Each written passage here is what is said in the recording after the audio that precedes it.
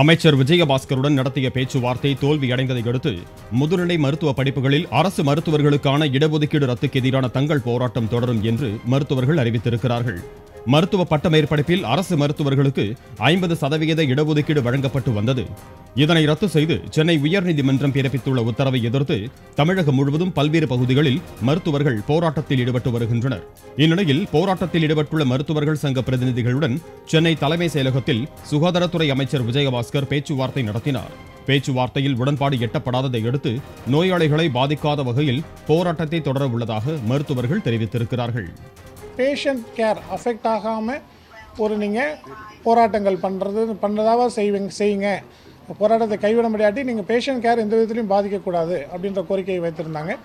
அதை நாங்கள் இப்போ எங்களுடைய கேபினெட்டில் டிஸ்கஸ் பண்ணிவிட்டு இனி வருங்காலத்தில் நடத்துகிற போராட்டங்கள் கண்டிப்பாக பேஷண்ட் கேரை அஃபெக்ட் பண்ணாமல் நாங்கள் டோக்கனாக நடத்துகிற அளவுக்கு நாங்கள் கொஞ்சம் ஏற்பாடு பண்ணியிருக்கிறோம்.